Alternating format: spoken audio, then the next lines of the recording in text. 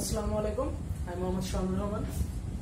এখন দেখো, তোমাদের আজকের যে টপিকটা আলোচনা করবো সেটা খুব ইম্পর্টেন্ট একটা টপিক এইচএসসির জন্য।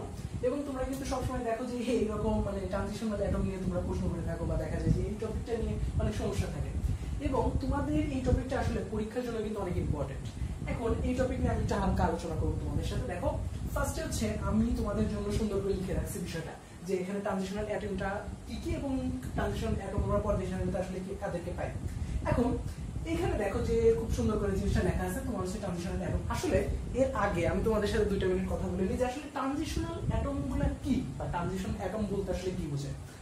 আচ্ছা, ট্রানজিশনাল এখান থেকে টি ওয়ার্ডটা আছে, ঠিক আছে।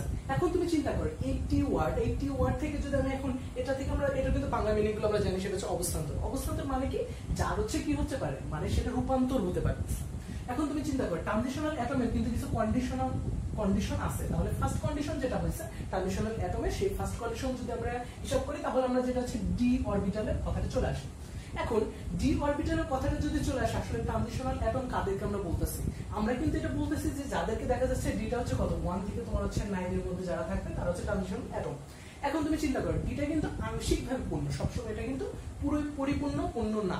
এখন যদি ডিটা আংশিকভাবে পূর্ণ হয়, এখন আমরা যদি ডি ব্লক আর ট্রানজিশনাল এই দুইটার মধ্যে আসলে ডিফারেন্সটা আসলে কি? ডি ব্লক এবং ট্রানজিশনাল এই দুইটার মধ্যে ডিফারেন্সটা আমরা পাচ্ছি। ডি ব্লক হচ্ছে যাদের মানে ডি উপশক্তি স্তরের ইলেকট্রন থাকবে, তারা হচ্ছে তোমার ডি ব্লক মৌল। আর ট্রানজিশনাল মৌল যারা থাকবে তারা হচ্ছে তোমার ডিটা কি থাকবে, আংশিকভাবে পূর্ণ থাকবে। তো এই দুটো কনসেপ্টের উপরে বেস করে কিন্তু আসলে আমরা ডি ব্লক মৌল এবং ট্রানজিশনাল মৌল এই দুটোর মধ্যে আমরা কি করতে পারি, ডিফারেন্সটা করে ফেলতে পারি। আসলে এই টপিকটা যখন পড়তে নিই, আমরা যখন জটিল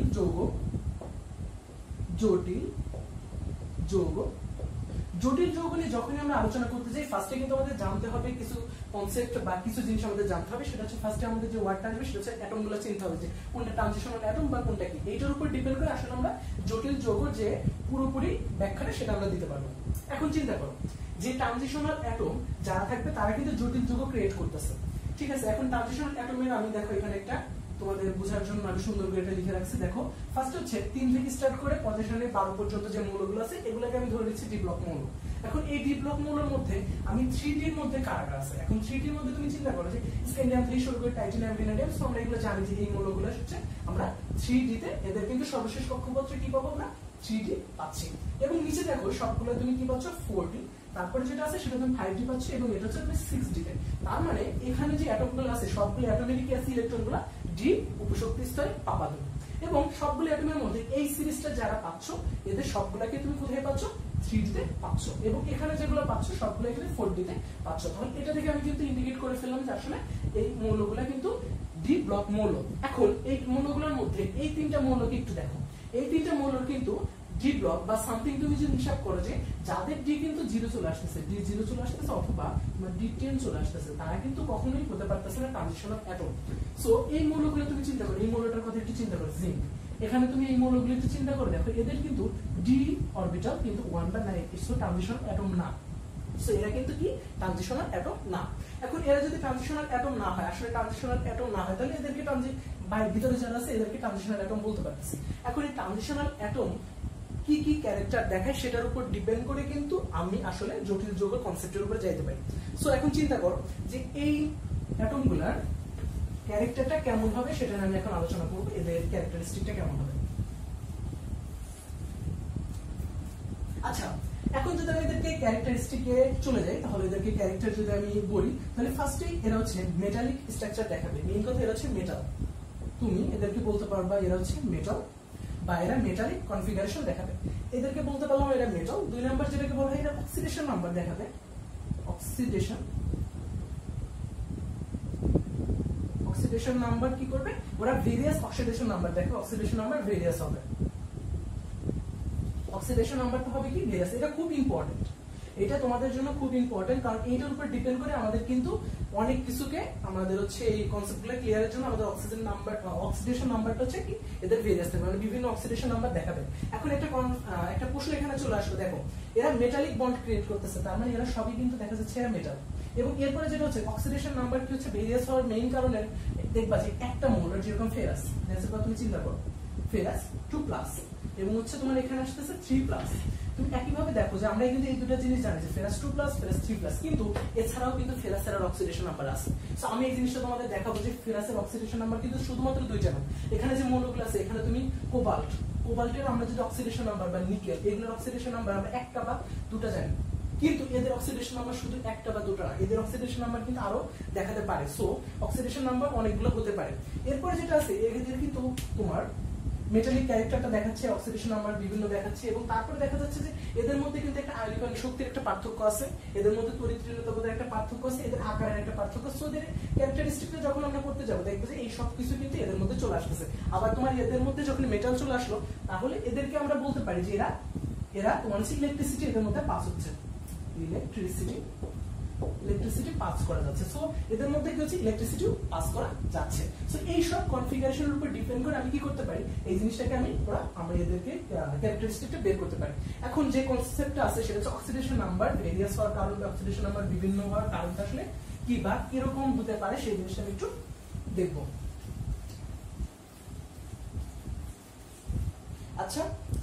আচ্ছা আমরা আলোচনা করতেছিলাম ট্রানজিশনাল অ্যাটম। সো ওদের আমরা এখন দেখবো যে ওদের অক্সিডেশন নাম্বারটা আসলে কেমন হয়। তুমি এখন যদি চিন্তা করো,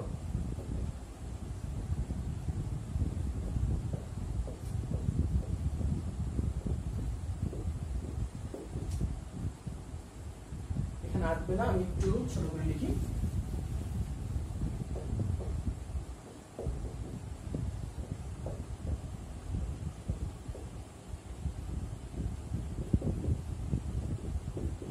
আচ্ছা, এখানে এই মৌলগুলোর আমি অক্সিডেশন নাম্বারটা একটু দেখাবো তোমাদের।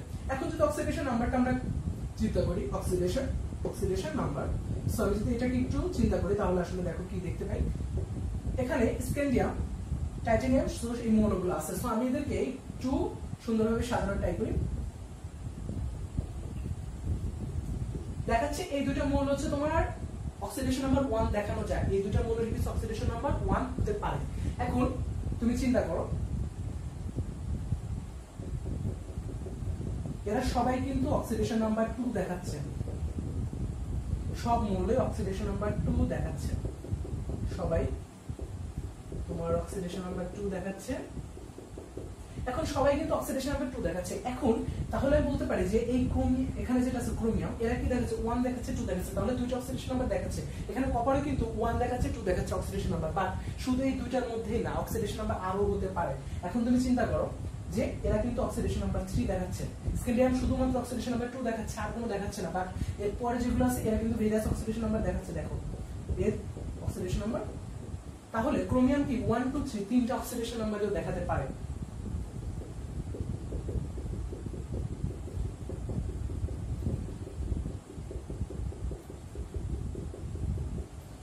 আমরা এখানে দেখলাম যে জিনিসটা সেটা হচ্ছে কি, ক্রোমিয়াম দেখাচ্ছে 3টা অক্সিডেশন নাম্বার এবং কপারও কিন্তু 3টা অক্সিডেশন নাম্বার দেখাচ্ছে।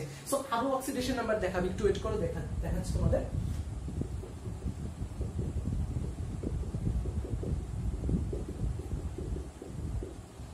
সো এখন দেখলা যে অক্সিডেশন নাম্বার আরো আসলো।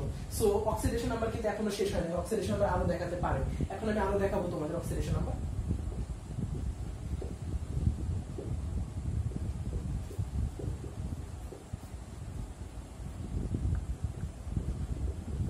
সো ফাইনালি যেটা হলো সেটা হচ্ছে অক্সিডেশন নাম্বার কিন্তু আমার অক্সিডেশন নাম্বার 6 পর্যন্ত আমি দেখাই দিচ্ছি, অক্সিডেশন নাম্বার 6 পর্যন্ত আমি দেখাই দিচ্ছি।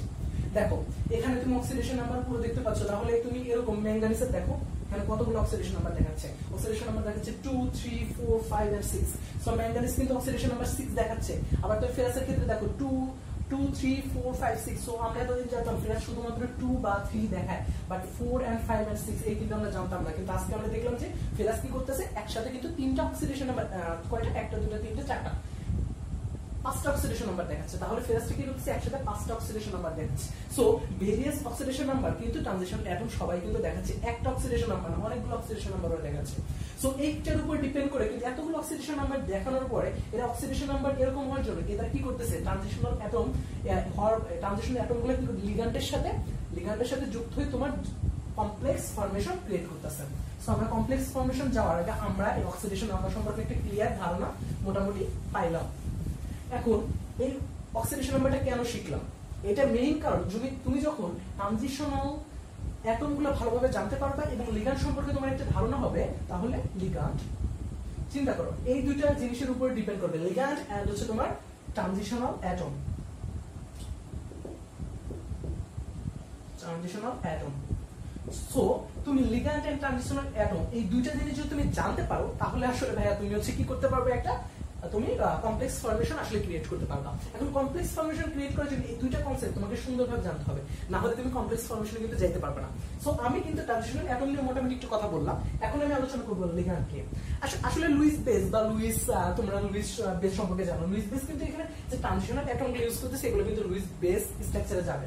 এবং তোমরা যেটা দেখতেছো লিগ্যান্ড যেটা আসতেছে, এই এটার উপরে আমি একটু কথা বলি, Lewis acid and Lewis base নিয়ে। সো এটা আমরা কিন্তু জানি। তুমি চিন্তা করো এটা হচ্ছে অ্যামোনিয়া, NH3। সো অ্যামোনিয়া এটা আমরা চিনি। এখন চিন্তা করো এইখানে কি আছে, এটা লন পেয়ার ইলেকট্রন আছে। এখন লন পেয়ার ইলেকট্রন, এটা হচ্ছে লন পেয়ার ইলেকট্রন। এখন লন পেয়ার ইলেকট্রন গুলো কি করতেছো, ডোনেট করতে পারতেছে। এখন লন পেয়ার ইলেকট্রন দুইটাইও কিন্তু ডোনেট করে দিল। এখন তুমি চিন্তা করো এখানে যদি আমি একটা ফেরাস নিই, ফেরাসের ডি অরবিটাল আছে। এখন ফেরাসের কি আছে, ডি অরবিটাল আছে। এখন ফেরাসের ডি অরবিটাল হচ্ছে 3d6, এটাকে আমি এই সাইডে লিখি 3d6। তাহলে চিন্তা কর এই যে 3d6 আছে, সো তার মানে ডি অরবিটালটা কি আছে, অপূর্ণ আছে। সো আমি দেখে বুঝতেছি ডি অরবিটালটা অপূর্ণ আছে। সো ডি অরবিটালটা যদি আমি সুন্দরভাবে ড্রয়িং করি, তাহলে আমরা জানি যে ডিতে পাস। সো এখন দেখো ডি অরবিটালটা ফার্স্টে হুন্ডের রুলস এ যেটা যাবে, একটা করে ইলেকট্রন গেল, দ্যাটস ইট, পরে দুইটা গেল। সো এখন দেখো এখানে আরেকটা করে ইলেকট্রন কিন্তু প্রবেশ করতে পারতেছে। এখন আমরা কি করব, যখন এটা কমপ্লেক্স ফর্মেশন করতেছি, আমার এর সাথে কি হচ্ছে, আমার দুইটা ইলেকট্রন কিন্তু ও দিতে পারতেছে। তাহলে আমি যদি ডাবল বন্ডে যদি এখানে যদি যায়, ধরো তুমি ইলেকট্রন গুলো তোমার ডাবল করে করে গেল, তো তাহলে দেখো তুমি দুইটা জায়গায় কিন্তু ফাঁকা পাচ্ছ, দুইটা জায়গায় ফাঁকা পাচ্ছ। এখন ইলেকট্রন কেন এখানে তোমার জুড়াই করে গেল, সেটা তুমি পুরোপুরি ব্যাখ্যাটা পাবা, সেটা হচ্ছে পরবর্তী আমার ভিডিওতে। এবং কেন পরবর্তী ভিডিওতে পাবা, তার কারণ হচ্ছে পরবর্তী ভিডিওতে আমি তোমাদেরকে বা পরবর্তী লাইভ ক্লাসে যেটা হয়, সেটাতে আমি তোমাদেরকে শিখাবো যে কালার কিভাবে, এখানে কালার ফর্মেশনটা হচ্ছে কিভাবে, মানে কালার যৌগ কিভাবে তৈরি হচ্ছে, তার মানে কালার ফর্মেশনটা কিভাবে হচ্ছে, কালার ফর্মেশন। সো কালার ফর্মেশনের কনসেপ্টের উপরে তুমি পুরোপুরি এটা জেনে যাবা যে strong field ligand and weak field ligand সম্পর্কে। সো ওইটার উপর ডিপেন্ড করে তোমার হচ্ছে পুরো এই সিস্টেমটা কাজ করবে। আচ্ছা, ওটা আমরা আসবো। এখন এই লিগ্যান্ড সম্পর্কে যখন তুমি ধারণা আসবে, দেখো এখানে যে ইলেকট্রন দুইটা ইলেকট্রনই কিন্তু ডোনেট করতেছে। এখন দুইটা ইলেকট্রনই কিন্তু ডোনেট করতেছে, এবং যে ইলেকট্রনগুলো নিচ্ছে তার কিন্তু ডি অরবিটাল অপূর্ণ থাকতেছে। এখন এই দুইটার মধ্যে একটা জিনিস তোমাদেরকে আমি ক্লিয়ার করে, দেখো ডি, তুমি যদি হাইব্রিডাইজেশন এখানে হচ্ছে DsP3 ধরো, sp3 এবং হচ্ছে তোমার হচ্ছে sp3d, এই দুইটার মধ্যে তুমি ফার্স্টে দেখো DsP3 এবং sp3d, এই দুইটার মধ্যে কি পার্থক্য আছে, বেসিক পার্থক্য।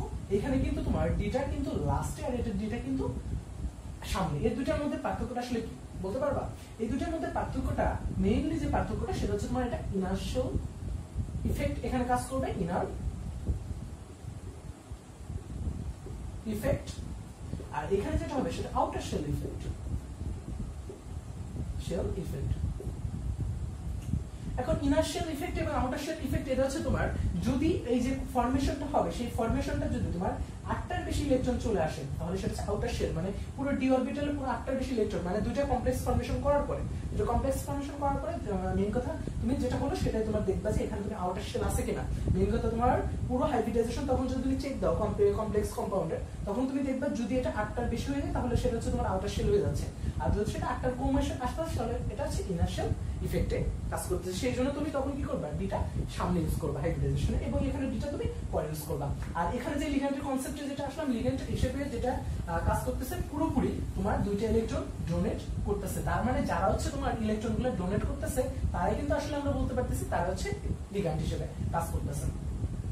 আচ্ছা, তাহলে আমরা লিগ্যান্ড সম্পর্কে একটু মোটামুটি জানলাম এবং নেক্সটে আমরা যখন পড়বো তখন আমরা পুরোপুরি ক্লিয়ার একটা কনসেপ্ট জানবো এবং পুরোপুরি যে আমরা যখন কমপ্লেক্স ফর্মেশনের পুরো কিভাবে কমপ্লেক্স ফর্মেশনটা হয় সেটা পরবর্তীতে পরবর্তীতে জানতে পারবা।